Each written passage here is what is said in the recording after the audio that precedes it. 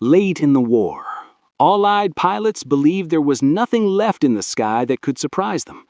They had flown through burning flat clouds over Berlin. They had watched friends vanish in midair.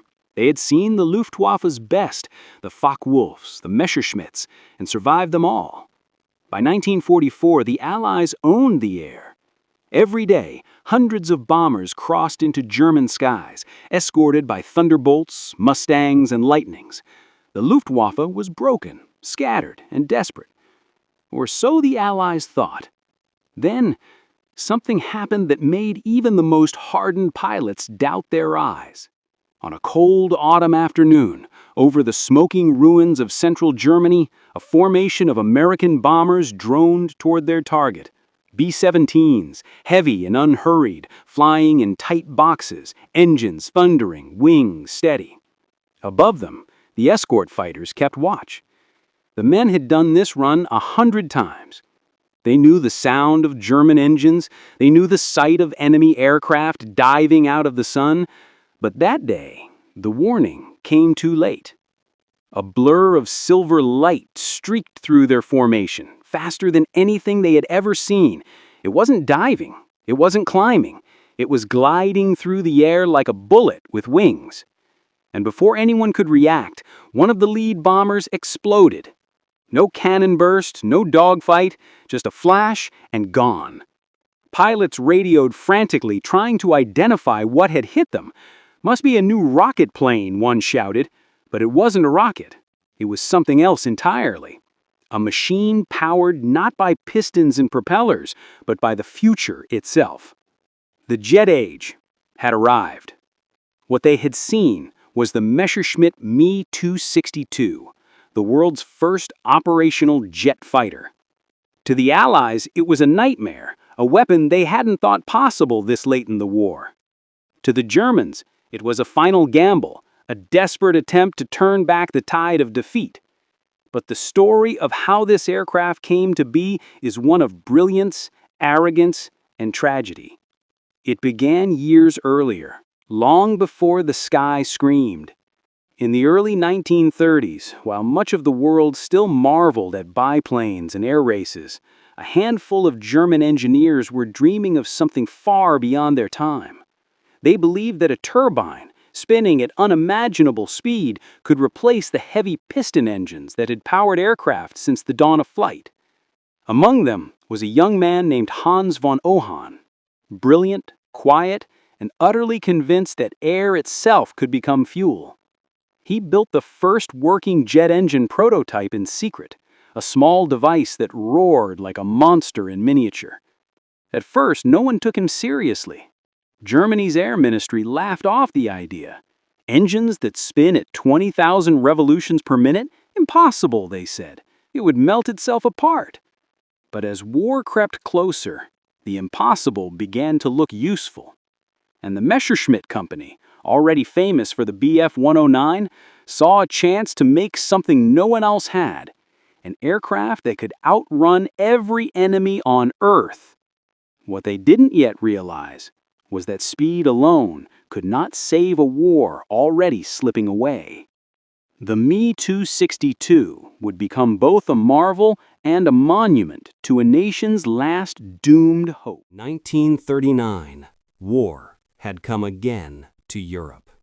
The German Reich moved with terrifying speed across the continent, its armies striking like a machine that could not fail. And behind that machine, another race had begun. Not on the ground, but in the air. While the world watched tanks roll through Poland, a few engineers inside Germany were working on something far stranger, a plane without propellers.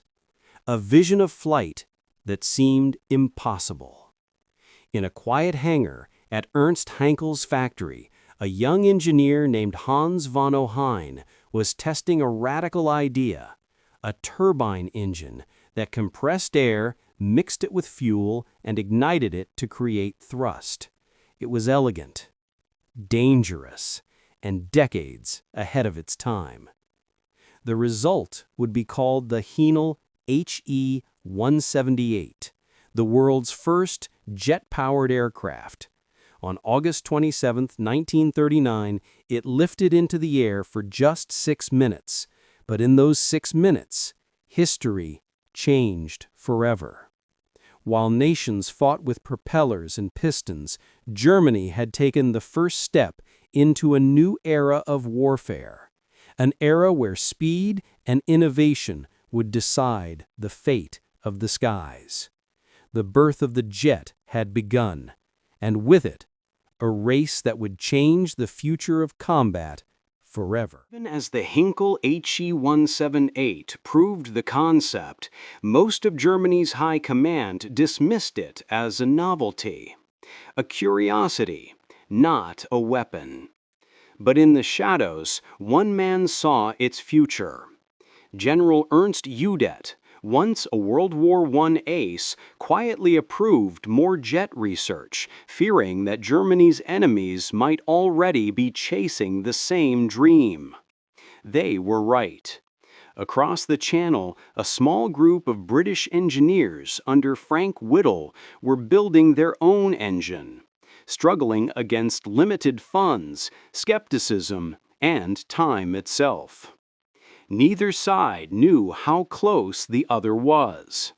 The race was not fought in the skies, but in workshops and wind tunnels, among men who understood that speed alone could change the future of war. It became a race of secrecy and pride. Germany had the resources. Britain had the ideas. Both had everything to lose. And so, beneath the thunder of conventional war, another kind of battle raged. One of equations, turbines, and the will to rewrite the laws of flight itself. 1939, war had come again to Europe. The German Reich moved with terrifying speed across the continent, its armies striking like a machine that could not fail. And behind that machine, another race had begun, not on the ground, but in the air. While the world watched tanks roll through Poland, a few engineers inside Germany were working on something far stranger, a plane without propellers, a vision of flight that seemed impossible. In a quiet hangar at Ernst Heinkel's factory, a young engineer named Hans von Ohain was testing a radical idea, a turbine engine that compressed air, mixed it with fuel, and ignited it to create thrust. It was elegant, dangerous, and decades ahead of its time. The result would be called the Heinkel H-178, the world's first jet-powered aircraft. On August 27, 1939, it lifted into the air for just 6 minutes, but in those 6 minutes, history changed forever. While nations fought with propellers and pistons, Germany had taken the first step into a new era of warfare, an era where speed and innovation would decide the fate of the skies. The birth of the jet had begun, and with it, a race that would change the future of combat forever. By late 1944, Allied pilots finally had an answer. You couldn't outfly the Me-262. You couldn't outgun it, but you could outthink it. The jet was fast, too fast. It burned fuel like firewood and handled like a brick at low speed. The Allies learned to strike when it was weakest, during takeoff and landing. Mustang squadrons began patrols near German airfields, waiting for the right moment. They called it rat catching. Whenever a jet appeared, they didn't chase it, they followed it, watched where it descended, and struck when it came home. Lieutenant Colonel John Meyer of the 352nd Fighter Group described it simply. You didn't fight the jet in the sky, you fought it at its doorstep. Soon, Me-262 bases became death traps. Every runway was a target, every approach lined with ambushes. German pilots began taking off under heavy fire, engines screaming, smoke rising from strafed hangars. They fought back when they could, but numbers were against them. Inside Germany, desperation grew. Fuel trains were bombed before they reached the airfields. Jet engines were sabotaged, rushed into combat before proper testing. Pilots were sent up with barely a dozen flight hours on the Me-262. Even ace pilots struggled to control it. The Luftwaffe formed a special unit, Jagdverband 44, under Adolf Galland himself, one of Germany's most famous aces. It was a last stand of sorts, the best surviving pilots flying the most advanced aircraft on Earth. They painted bright red stripes on their jets so anti-aircraft crews wouldn't shoot them down by mistake. Every takeoff was a gamble, every landing a prayer. Still, when the Me-262 appeared in combat, it could change the tone of an entire battle. Its presence alone forced Allied bombers to break formation, to jettison bombs early, to scatter. It wasn't just a weapon, it was psychological warfare. Yet the truth was inescapable. Germany could no longer mass-produce the engines. Each one required rare alloys the Reich could no longer refine. Even when they built them, they didn't last. A 25-hour lifespan meant every mission risked an engine failure or worse. By the time winter came, the Me-262 had scored over 500 confirmed kills, but it was too little, too late. Allied pilots had learned its habits, its weaknesses, its limits. They respected it, even admired it, but they no longer feared it. The jet that should have ruled the skies became a symbol of everything that went wrong with Germany's war machine. Too advanced for its own time, too late to change history. When the war ended, Allied engineers walked through captured airfields in disbelief. Scattered among wrecked hangars and bombed-out factories were machines unlike anything they had ever seen. Jet fighters, swept-wing prototypes, engines so advanced that even American and British scientists struggled to understand them at first glance. In one underground plant, they found rows of UMO-004 jet engines, still coated in oil and dust, their turbine blades carved with precision that seemed years ahead of its time. For many Allied officers, the realization came slowly. Germany had been closer to a new kind of warfare than anyone had imagined. In reports sent back to London and Washington, one phrase appeared again and again: a generation ahead. The same engineers who had built bombers and fighters by hand now studied the work of men who had chased the future itself and almost caught it. The war had ended, but the knowledge left behind in those shattered factories would ignite the next great race, not for survival, but for the skies of tomorrow. War had ended, but its echoes did not fade. The sound of the jet, that piercing, metallic roar, had become more than a weapon. It was the sound of a new age being born. Across the victorious nations, engineers returned home carrying blueprints, fragments, and ideas once hidden in the shadows of the Reich. And in those fragments, the future began to take shape. The Allies studied, tested, and learned. Within months, new engines spun on test stands, cleaner, faster, stronger. The first prototypes of the British Meter, the American Shooting Star, and the Soviet MiG-9 took to the air. These were not copies, but descendants, born from both triumph and tragedy.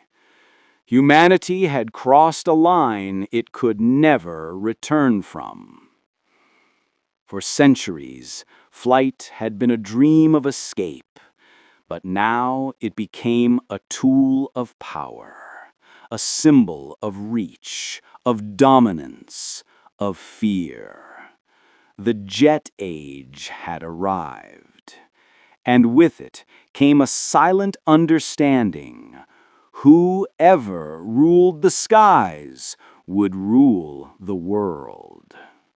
In the laboratories of Britain and America, captured German scientists began new lives, some under open contracts, others in secrecy. Among them, men who had once designed weapons for Hitler's Reich, now designing engines for democracies. It was a strange irony that the same intellects who once served destruction were now fueling progress. Programs like Operation Paperclip quietly transported hundreds of these mines to laboratories in the United States. The Soviets did the same. And so the Cold War began, not with soldiers on battlefields, but with scientists at drafting tables. The jet engine, once a secret weapon, had become the foundation for a new rivalry. Every nation sought to fly higher, faster, farther. Within a decade, the world had gone from propellers to supersonic flight. The skies that once belonged to birds and dreamers were now a stage for power. But progress always carries a shadow. For every innovation, a new fear. For every leap forward, a reminder of how easily knowledge can serve both creation and destruction. By the 1950s, the jet engine had escaped its wartime origins. It now powered the world's first commercial airliners, the de Havilland Comet, sleek and silent above the clouds. What had once been built for war was now carrying families across oceans, connecting continents that had once seemed impossibly far apart. The same thrust that once propelled Messerschmitts into battle now carried children to visit grandparents across the Atlantic.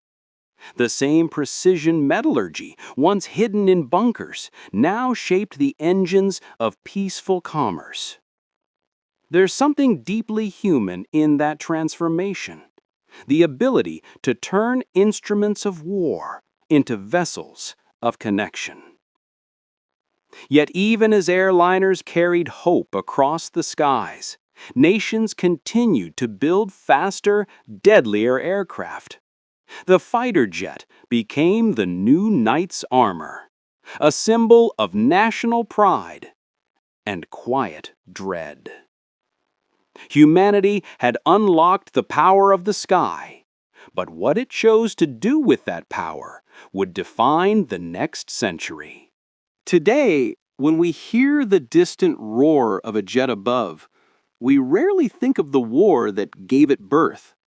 We see progress, freedom, exploration.